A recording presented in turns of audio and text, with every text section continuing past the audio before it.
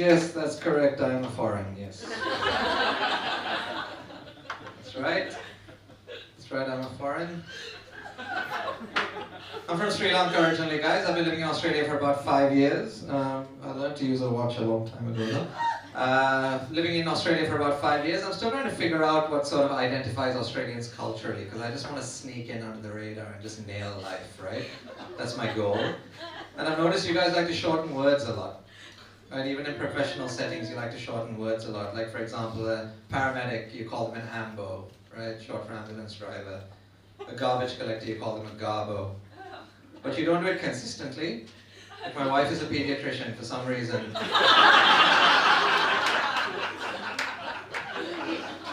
You really put the effort in for that one.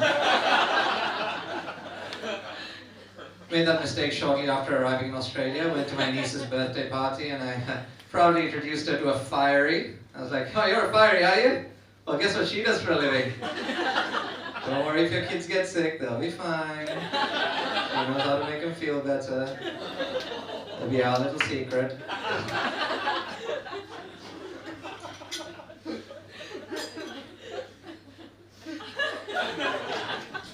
I'm what you could call a hybrid immigrant, in that I can still make a sick curry, but I'm a good driver. Best of both worlds. There's this stereotype in Australia that Asians are bad drivers. Have you guys heard about this? That Asian people can't drive? Have you heard about this?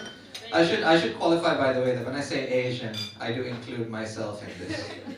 Because you guys know I'm from Asia too, right? I should check, because in Woolworths there's like one aisle for Asian food. And then there's another aisle for Indian food. And within the aisle for Indian food is where you find Sri Lankan food. And I think what we can all establish is that Australians are fucking stupid. In conclusion, right? But I used to think that you just have to spend long enough. I don't think it's true to say that Asians are bad drivers. Like, Asians are actually very skillful drivers, right? But I think it is accurate to say that Asians drive badly, or they tend to, in Australia. Or in countries where there's like rules. Right? Like, I used to think that it was just a matter of time. Like, you just need to be here for long enough and then you'll pick up the skills and things will get better. And I also used to think that, like, you know, it was just in the car that we have trouble. But then, I don't know if you guys saw this a few years ago at Chadston Shopping Centre in Melbourne. There was this video that went viral. There was this Chinese lady standing in a parking spot because she thought that was a way to reserve it. And there was like this couple who were trying to drive in, and like the passenger was recording, and she was just like doing this, like saying, no, don't come in to the parking spot in your car, please, because I'm standing here. And they were like giving her a hard time about it, and eventually, like, you know, they got in. And I thought that must have been an act, because it was so ridiculous, right? It was such a ridiculous thing to see. I thought it must have been put on. But then I had the same experience myself. I was driving around Melbourne and I was in the CBD, and I was trying to go into one of those parking spots that's in like the middle of one of the main streets.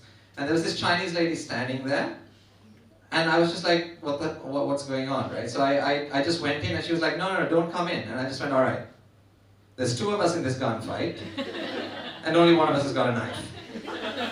I'm gonna win, right? So I edged forward, and she was like hitting the bumper of my car, and I was like getting really angry, and eventually I edged forward, I parked in the spot, and I got out, and she looked at me and went, are you crazy? And I was like, am I crazy? I'm not the one that thinks I'm a car. I told that story to a few people like after it happened, and they said that I was being racist for like identifying her as Chinese. And I was like, look guys, all right, we've just got to accept as a society, right, that 0.5% of any ethnicity can probably be bloody annoying. Can we get on board with that? Absolutely, right? If you told me that 0.5% of Sri Lankans were annoying, I'd be like, that's too low. I know all of them. Up, right? So yeah, we can all accept that 0.5% of any ethnicity can probably be bloody annoying. Unfortunately for the Chinese, that is 7 million people. And they are all in Australia.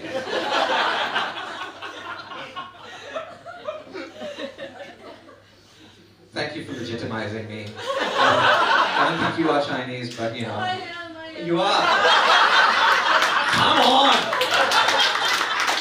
I am truly Australian now.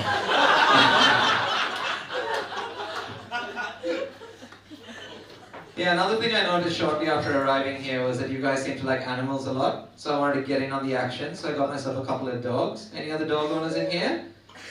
Yeah?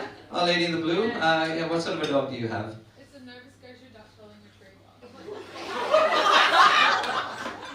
It's a Nova Scotia what? Golden Retriever? Sorry, I didn't catch that middle breed.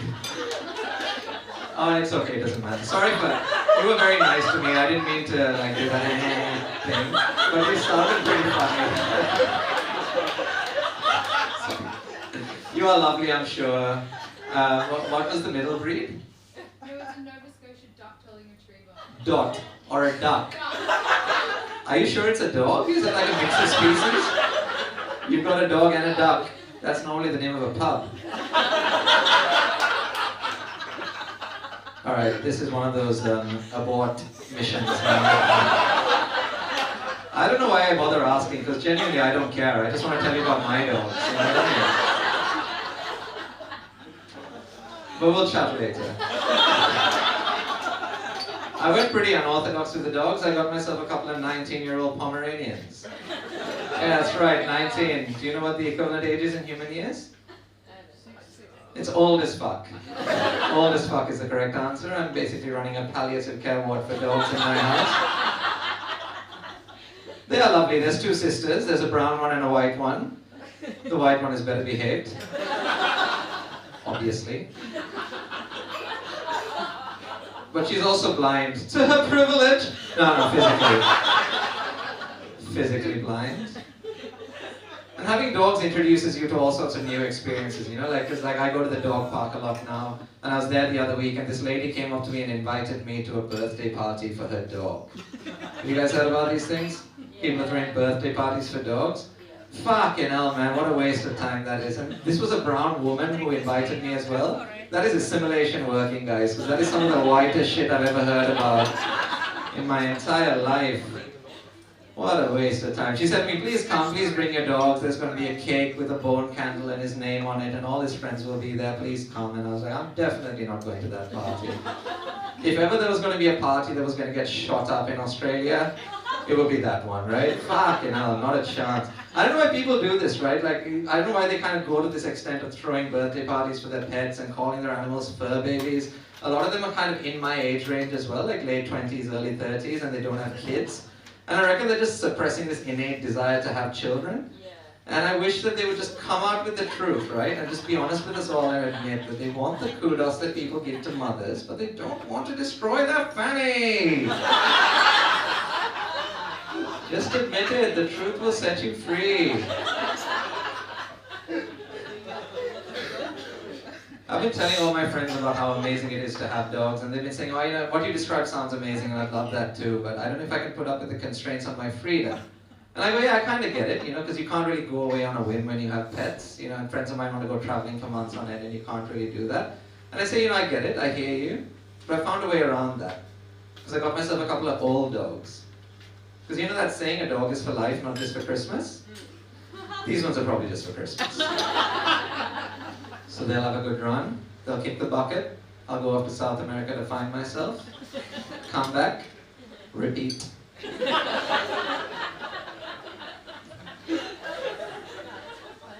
I've been doing that joke for 4 years, guys, and these dogs, they just won't die.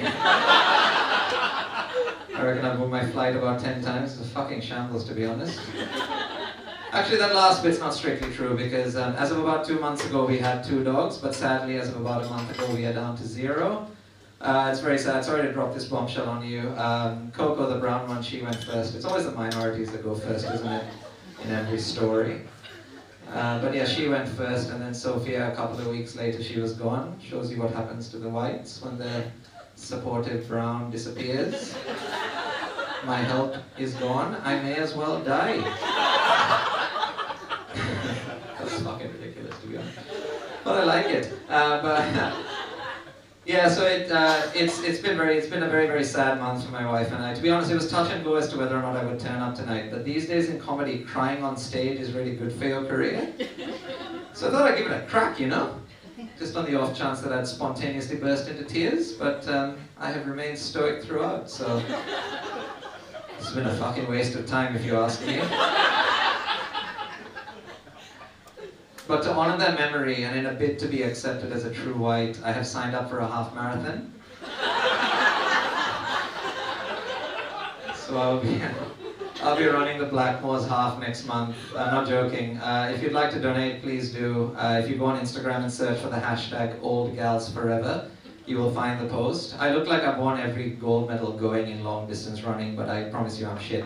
So it's going to be hard, but if you'd like to donate to 2 dog-related charities, please look that up. Old Gals Forever. Just look up the hashtag, throw some money my way. It's not like there's a recession coming or a food crisis or an energy crisis. You guys are all flush with cash, aren't you? Like, fucking throw it my way. You can't. So, told you I was Australian. That's about all I've got time for, guys. So I'd just like to leave you with the information that Coco and Sophia will be having a joint funeral. Tomorrow morning at St. Mary's Cathedral, there will be a cake with a bone candle and their names on it. Please bring your dogs. Thank you very much.